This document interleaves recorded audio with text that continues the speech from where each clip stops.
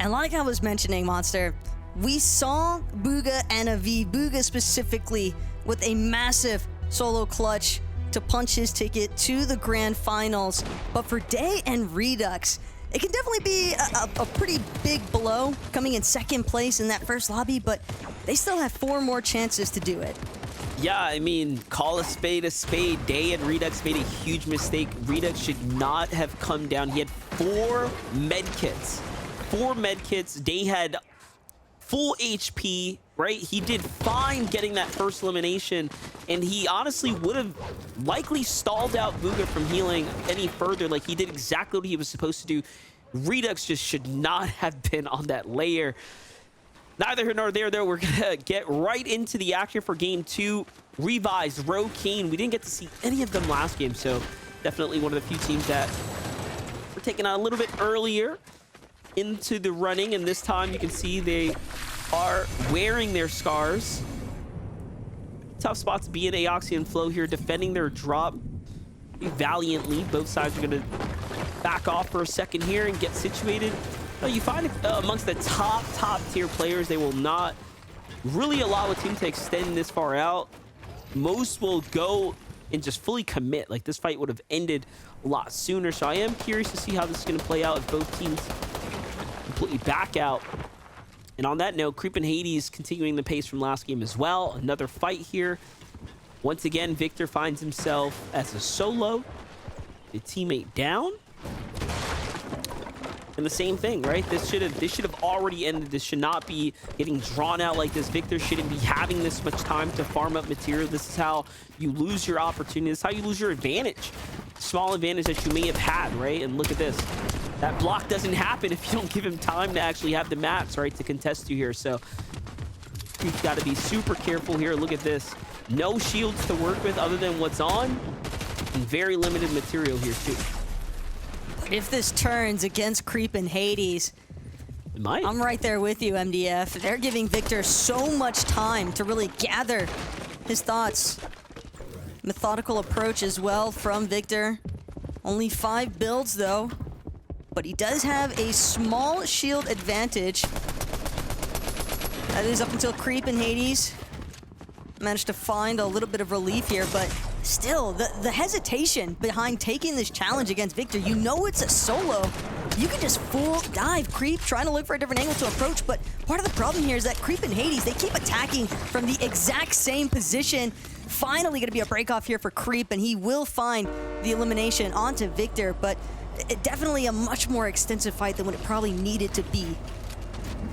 And look at this. This is a worst case scenario right now for Rokane and Revised. They had obviously a tough time on the drop. We already talked about that, but as they rotate out, Visuals and Braids are here with so much, and I mean so much material, ammunition, and arsenal to boot here. This is a tough spot to be in for any one team, but they do a great job. Okay, they put a lot of damage here onto Braids. Gonna cause a bit of a reset, gonna slow things down. The momentum now in Rokane's favor. Rokane is someone who has long earned his stripes.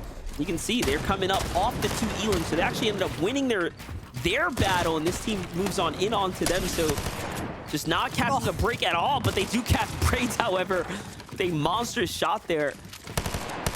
No grapple hook to disengage either, so they will just have to see how this plays its course.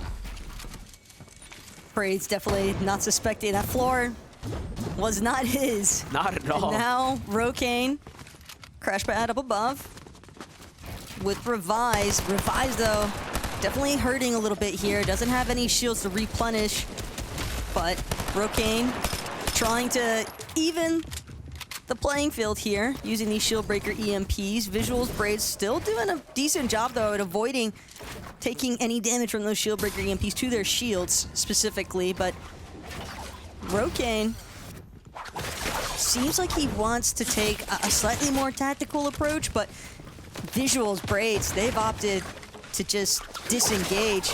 Will eat some damage though from teams on the other side from where they were currently situated. And now another pretty big box fight taking place here just outside of Reckless Railways. And it's and Ritual trying to run down Jivin and his duo. But Piggle and Jevin, they're definitely making some good ground to get away from Reet and Ritual. Yeah, they do enough to back off here. Clearly the more experienced team, Reet and Ritual, determining the pace of this fight. But the more that they do this, the more time that it's going to take away from them having to actually set up. However, though, Peterbot and Pollo trying to pick up the pace, making up for what all went wrong last game. This time looking a lot better for them. Already a singular elimination. Already, is this for the forecast tower here? Does seem like they're trying to take full control here, get all the benefit just outside the ruin. I love this switch up too for Peterbot and Pollo. They completely based up around the forecast tower here next to ruined reels. They wanted to make sure those NPCs wouldn't have a chance to escape, that they could secure that forecast key card, and also did a great job at pushing off the other team that was trying to challenge them for the forecast towers. That's what a lot of these second zone fights are about, because having that forecast for the remainder of the game and just knowing where every zone is going to pool just makes life so much easier here. And life is something... I was just gonna say, we're seeing like a glimpse of what will be the grand finals. Like, that is gonna be so significant as we start leaning up towards the grand finals. Of course you have to make it there. As Freeze just packs this player up. Was that Ducky and his duo? But yeah, seriously, those forecast battles for Peterbot, for Pollo, I mean, I'm sure we're gonna see them at grand finals, right? And when we do, it's just a matter of time if someone's gonna give away those forecasts every single game, right? Yeah, and again, really cannot specify enough just how important these forecast towers are. Baka, Cars, slightly different strategy to Peterbot and Pollo. Didn't have a full base around the likes of the forecast here and near their drop over by Reclaim Villa, but Baka and Pars, now that they have the forecast secured, they're also going to take this opportunity from this slight elevation they have on the hill. Baka getting some really nice surge tags online up against Haji and Flexi, and now realizes that he's applied enough pressure. He's feeling comfortable with getting a little bit closer. Slowly, surely, Baka Pars moving up. Maintaining height, though, is Baka over Flexi, and Haji just wants to make sure that he has full tabs on where this duo is trying to go. But Haji, a little bit more damage to his shields. Baka punished slightly for how long he'd extended his peak over his ramp from another team. It's closer to fencing fields. It's just some of the little things from Haji and Flexi that were giving Baka and Pars all the, you know, confidence to really push them. Building in wood, forgetting the cone, right? Like little things like that. Sharing the one base instead of putting themselves in a position to have multiple angles on defense. That's just what's going to allow Baka to just walk right through you. Take an inch and turn it into a mile every single time when he's on offense like that. You can't allow a player that good to exploit your, you know, your weaknesses that much. But either way, other teams jump in, other teams start to fire in, and stuff does start to swing out of their favor for Cold and Acorn here. The story is getting to the zone, but Eclipse is in a bush. Teams are rotating all around them, so nothing safe just yet. What do we think about Acorn and Cold? I mean, we haven't quite seen them in a position to win a game just yet. No, I think yesterday was relatively difficult for them. They were dealing with the likes of Yasir and Dorito in the off spawn, just south of the fencing fields, and we often saw Acorn and Cold in a solo performance game mode.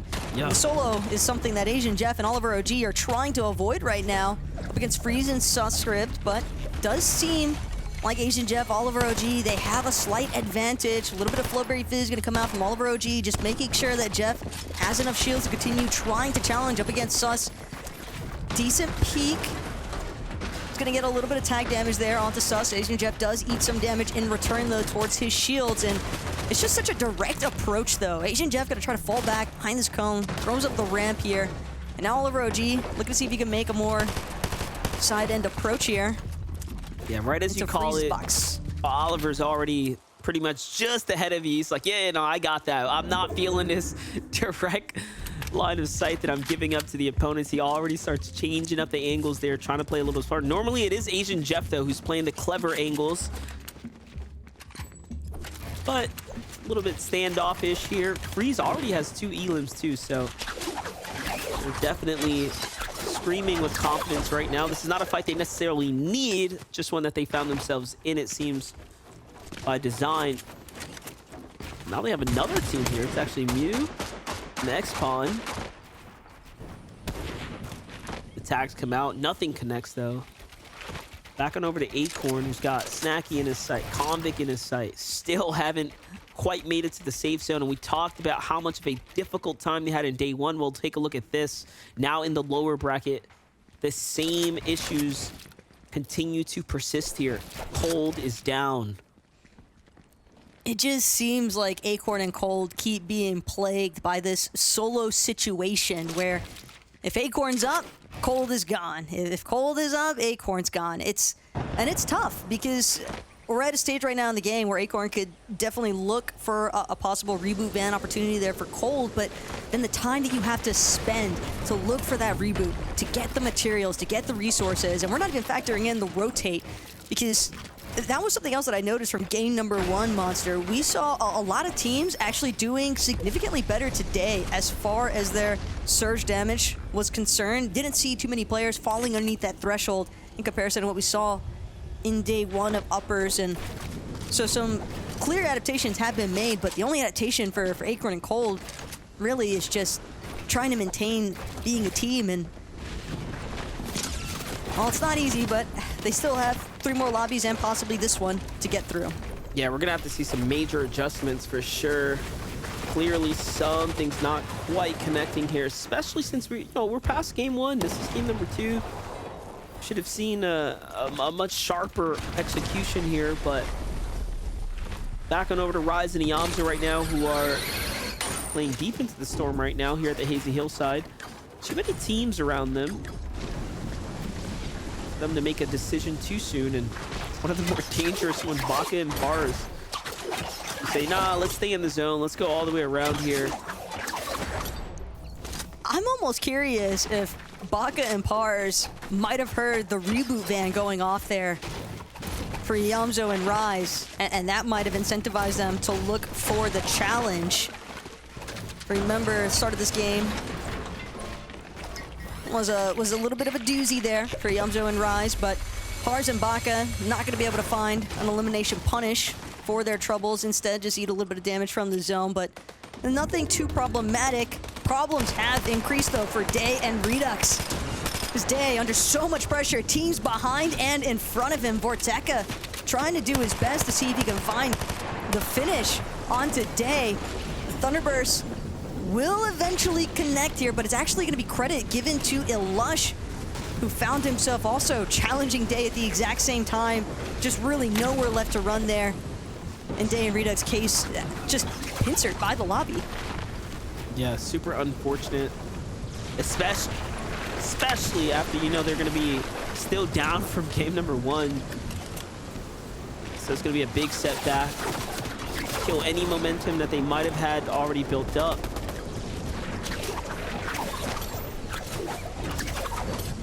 Vorteca and Sigma, though, might have found themselves in a slightly problematic position. They're trying to get to the high ground now, see if they can avoid. They want to just go through dead side rotate. Vorteca with 2 medkits in tow. Also direly in need of some materials here. So it makes sense why he'd want to opt towards this dead side of zone.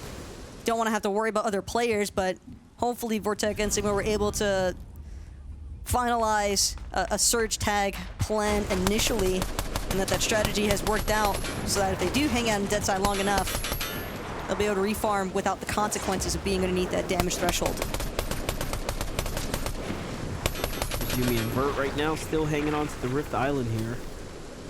We'll of course have the launch pad to make the rotate. And notice they were shooting way outside the storm right there for a second. There's a team that's also utilizing the storm to their benefit. And this is one of the best things Rift Island, of course, has to offer, all that brick. So Little pit stop here to get them back in the game. Meanwhile, Cold reboots his teammate and has to fight for it in the storm. And this is likely that team that we saw them shooting at deep into the storm, out the sky. It was Acorn and Cold. Just shows you all the troubles that Cold is having to go through just to get his teammate back in the game. But more importantly, how many teams are that aware of like what's happening in the storm right here? Well, that's the thing. Acorn, all he was looking for was a reboot van opportunity. Goes for it and is immediately pressured by G-Money. Oh, a bit of a desperation attempt. It's always more favorable, though, for Acorn and Cold now that they've eliminated that player. Have a chance to try and get a move on from Reckless Railways, but they are going to be so late with their rotation, Monster. It's good that they have at least a couple hundred damage above that damage threshold. Might be able to alleviate some of the pressure, but look at this. Look who it is. Pumping Sphinx. They're still hanging out. In the zone, by the way. Like, in the zone. Not like, oh, they're in the zone. No, in the zone. I'm going to emphasize that. We are so far from the safety. What are they doing? What do you think are the odds that Pump and Sphinx... Oh, actually, hold that thought. Sphinx in a whole world of hurt right now. Cold. Accurate as ever. He's often regarded for his mechanics for a reason. And that knock onto Sphinx, definitely a massive punish here on Sphinx and Pump for sticking around as long as they did in their little sky base. But yeah, Monster, in the zone, I was gonna ask you, what are the odds? They might have just heard the reboot van, but so much action just continues to take place. We didn't even get a chance to think about it because we got to worry about Ryzen Iamzo just looking to survive inside of Grand Glacier. No, I mean, I think it all makes sense now. Now seeing like what all is happening, the surge is active, things are getting super chaotic, right? The server is all fighting one another. They're like, hey, let's just sit back for a second, right? Let things simmer down and then we'll rotate in. But mistake, Cold and Acorn just so happen to be there. So you could maybe call it unlucky for Pump, but either way, the lack of awareness to have a team fully moving in behind you like that while you're based up, I mean, what are you doing? Like, not gathering information, essentially, at that point. For Yuumi and Vert, though, they're just continuing to play defense here. And look at how much space they've managed to take control of and the extra material just sitting inside this base. So they're very well off. Meanwhile, Aegis and Kanata have the zone already on the move here. Haji down. Flexi forced to abandon the save here. And there it is. They know Flexi is gone. You know, Aegis and Kanata, we're never going to let that knock get away from them. Flexi, Haji, just seemingly no idea. Aegis just poised so quietly with Kanata immediately. These are not your builds. Haji, we talked about it earlier. Talked about how Haji and Flexi were doing things that was putting them in positions to make it very clear that they're, you know, not quite the best duo in the lobby. And that right there, having the wall not close while you're in the box and a duo below you, that is a huge mistake and a deserving set of eliminations there for Kanata and Aegis. I mean, they only got one, so Flexi got out of there ultimately, but what a mistake. And a very heavy punish as well, which is what you would expect from a team with as much veteranship as Aegis and Kanata. And talking about veterans inside of this lobby, Peterbot, Pollo still trying to find their victory royale in the upper bracket. And it could start here at the Grand Glacier, but with the zone having pulled towards this side of the map, the elevation could definitely be problematic once these moving zones come into play. And Peterbot content with their current damage threshold, but likely always going to look for more. Wonder if he's going to try and stick as well, more towards the left side. I was just going to say, this is uncharacteristic for this team. They normally have a lot more, so, you know, this lobby needs to be a little careful of them. They're going to be looking for a fight. Meanwhile, Asian Jeff tried a medkit in the storm here to buy himself a little chance, and he's going to jump down and defend himself very well there. That's far north, so he was trying to wait, see if the zone ends up moving towards him. Here's a look at Clix and Epic Whale right now. We're at this bottom right side of the storm right here. I actually really like this. They're not overly committed to the high ground, but they're also not so far down that they couldn't just find themselves reestablishing into the safety net of that mid-tier base that they had built up. But Clicks right now just has his priority set on getting his shields back to full. 2 limbs though onto Epic and 420 damage above. Definitely a big deal here. This team can just continue to try and focus almost entirely on positioning. And you were talking about how uncharacteristic it was for Peterbot and Pollo to not have more damage. Well, they certainly seem to make some more happen. Acorn just gonna be one of the first victims. What are the chances? Like, they heard you. We talked about Acorn and Cole just, you know, pulling a little short on luck, and then you just have Peterbot and Pollo, who, again, uncharacteristically are only 100 above the surge. Normally, they're so much further ahead, and they just single you out. It's going to be a problem for any team they single out, and it just so happens to be Acorn, and they break through those metal builds as if they were wood structures. Acorn is trying right now, by the way, to fight. Meanwhile, Chubbs is trying to just defend. Very different stories. Cole ends up getting taken out. Either way, they're by Kanata, by Azers. Chubbs successfully defends here with Bryce, buys himself a little bit more room. Grapples start to come out. Rotates are good. This is going way up the mountain, and it's good that you do it here early before the extra builds come out, and this is an excellent spot for Chubbs to be in here. However, there are teams on the layer. Yup.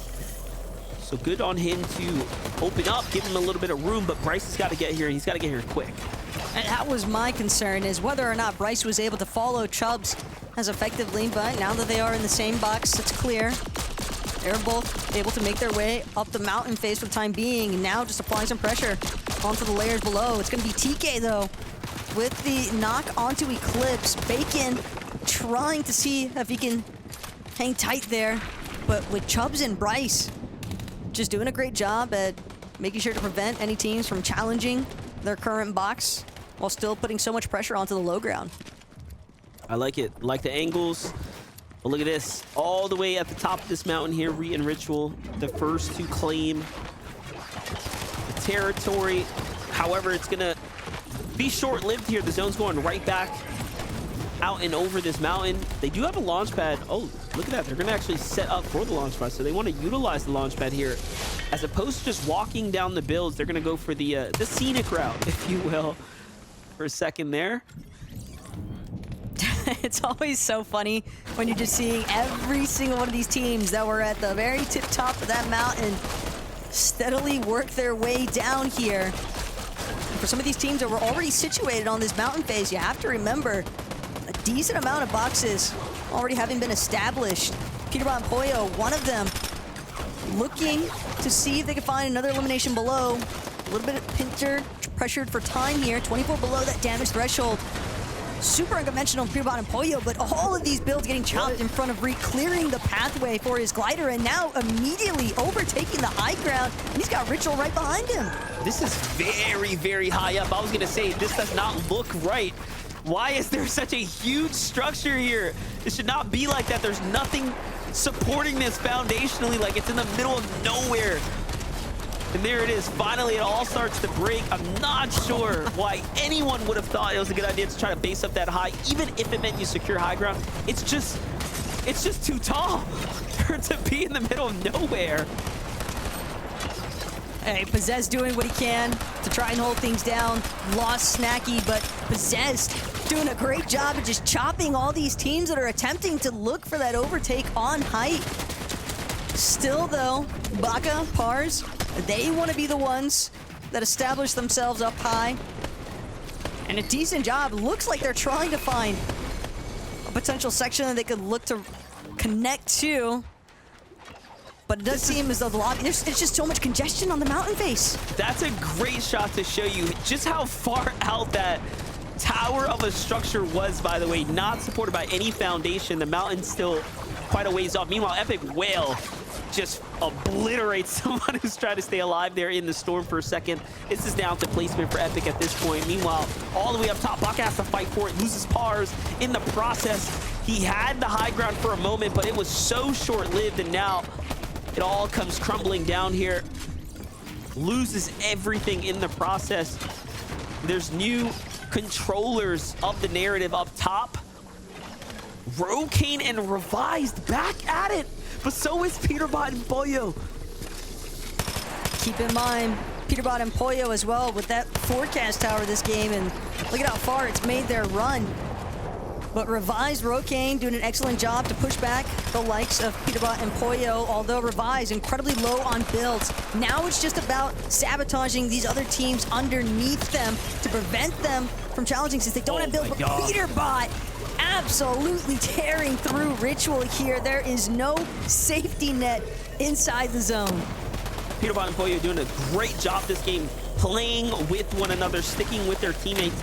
They finally get a moment right here. This is a very important moment for them to analyze the situation, do the math, and they say, okay, it's a 2v1, but one's already down. It's a 2v1 now. We have to go for this, and Peterbot's looking for an angle, but he doesn't have the builds. He has to build all the way around, tries to break the structure. Pollo's here to back him up. This is where they do it best, and they turn this game around and finally secure a victory royale.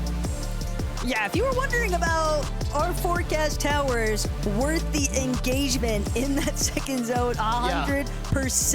Peterbot and Pollo finally get control of the forecast tower, and now they find themselves with Victory Royale. But of course, forecast does not control your maneuvering over that mountain face. Peterbot and Pollo just did such an excellent job at staying towards the front side of that moving zone. In that game, like, that was just game 2, but that felt like 2 or 3 end games worth of like experience. You know what I mean? Like, that was a crazy end game. I don't know about you, but I felt like time just slowed down. Like, it got so difficult, so fast, so early in the transition towards the end game that for a team to win it, you needed to have the forecast tower. Like, it's no surprise that Peterbot and Pollo take this one away. All that additional knowledge is the difference maker for them right here. Slick little mantle cover there as well from Peterbot when he was looking for that final challenge. It just love the fact that Peterbot going for the direct approach. Then you've got Pollo just toggling even more pressure from underneath.